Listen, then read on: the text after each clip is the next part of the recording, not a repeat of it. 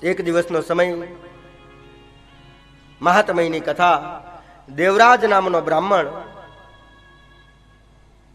કર્મથી જન્મથી બ્રાહ્મણ છે, પણ કર્મ શુદ્ર જેવા છે. બ્રાહ્મણ યોનિમાં આવ્યા પછી પણ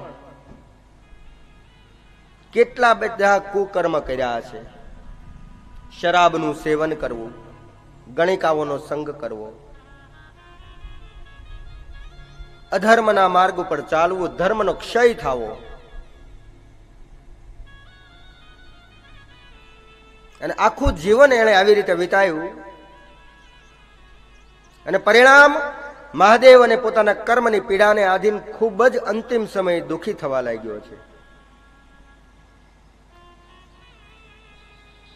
અને ક્યારેક ક્યારેક આપણા કર્મ એટલા બધા ખરાબ થાય કે આજે લોકો મોતને માગે છે. એ ભગવાન, આની કરતા અમને મોત આવે તો સારું. છતાં કર્મ ક્યારેય કોઈને મૃત્યુ પણ દેતું નથી. જે કર્મ મેં તમે કર્યા એ અહીંયા જ ભોગવવાના છે. એ ભોગવવા માટે ઘણા લોકો એવું સમજે કે ઉપર નર્ક. નહીં, સાવધાન, નર્ક ઉપર છે નહીં, નર્ક આ છે. આપણે બધા તો ઉપર જવાની રાહ જોઈ.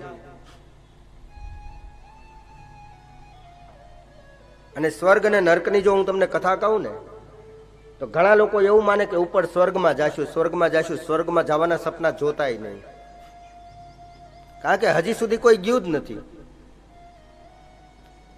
સ્વર્ગનું ઓલું રેબિન કાપવાનું કહેવાય ને, ઓપનિંગ, કોઈએ કર્યું જ નથી. પણ ભૂલે ચૂકે કદાચ એક મારા મહાદેવનો કોક ભગત એ સ્વર્ગમાં ગયો, યમના દૂતો આવીને સ્વર્ગમાં લઈ ગયા. હવે આમાં જ્યાં બંધ દરવાજો હોય, કોઈ દિવસ ખુલ્યો જ ન હોય, ખુલે એટલે કેવો અવાજ આવે. આમ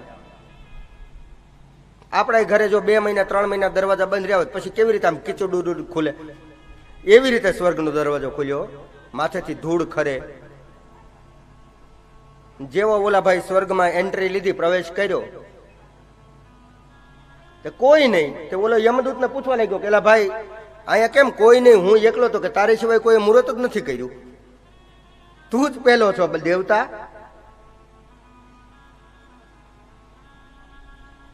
બોલે મેં તો સાંભળ્યું તું ઘણી વખત કથાયુમાં કે નરસિંહ મહેતા સ્વર્ગમાં ગયા, મીરાબાઈ સ્વર્ગમાં ગયા, બોડાળો સ્વર્ગમાં. બોલે નહીં, એ બધા નરકમાં છે.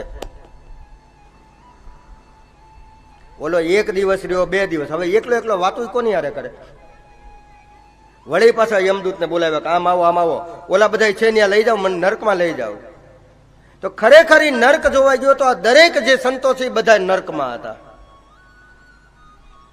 હવે આપણને બધા નવીન લાગે કે આ બાપુ શું કહે છે, પણ ખરેખર સત્ય છે. એ બધા નર્કમાં હતા. નરસિંહ મહેતા પણ નર્કમાં હતો, મીરાબાઈ નર્કમાં હતી, સુદામો નર્કમાં હતો, બોડાળો નર્કમાં હતો, જ્ઞાનેશ્વર નર્કમાં હતો. ભારતના જેટલા સંતો છે એ બધા નર્કમાં હતા. નર્કમાં એ શું કરતા હતા ખ્યાલ છે તમને? જેટલા જેટલા કર્મની પીડિત થઈ અને ઉપર જે દેવતા ગયા હતા ને, એ દરેક જે દુઃખી જીવો હતા ને, એ દરેક દુઃખી જીવોની સેવા એ મારા ભારતના સાધુડાઓ કરતા હતા. કારણ કે સાધુનું તો કર્મ જ આ છે.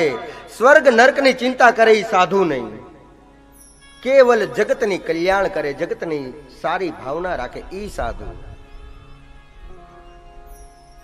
આપણા કર્મ એવા બનાવીએ કે જ્યાં છીએ ને ત્યાં સ્વર્ગ બની જાય, પણ આપણે આપણા કર્મથી જ્યાં છીએ ત્યાં નર્ક બનાવી દીધું છે.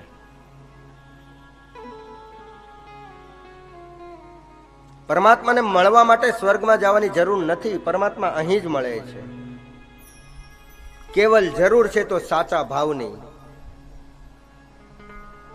સાચા ભાવની, સાચા પ્રેમની જરૂર છે.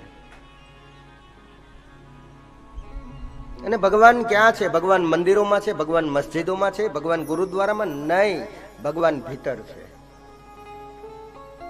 હા, એક મનુષ્યનો ટેવ જ એવી પડી ગઈ છે, પાડોશીના ઘરે શું શાક બન્યું ને એ આપણને ખબર હોય, પણ આપણા ઘરમાં શું ચાલે ને એની ખબર ન હોય.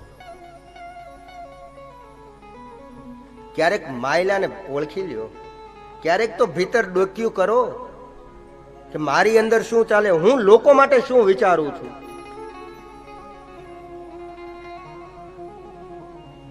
ભીતરમાં કોઈ જોતું નથી. રામચરિત માનસમાં લખવું પડ્યું, તુલસીની ચોપાઈ, સુંદર મજાનો શબ્દ છે. तो हरि व्यापक सर्वत्र समाना, हरि व्यापक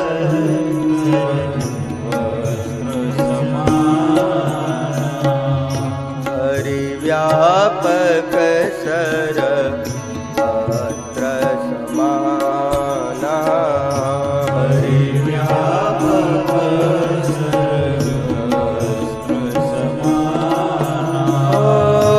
प्रेम ते होई प्रगट में जाना, प्रेम ते होई प्रगट में जाना, ओ प्रेम ते होई प्रगट में जाना, प्रेम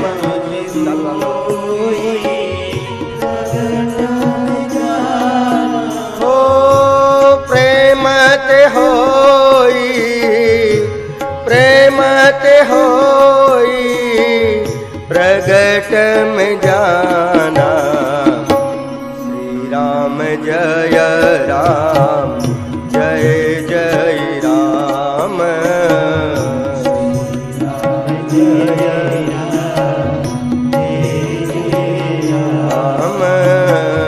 नमः शिवाय, नमः शिवाय,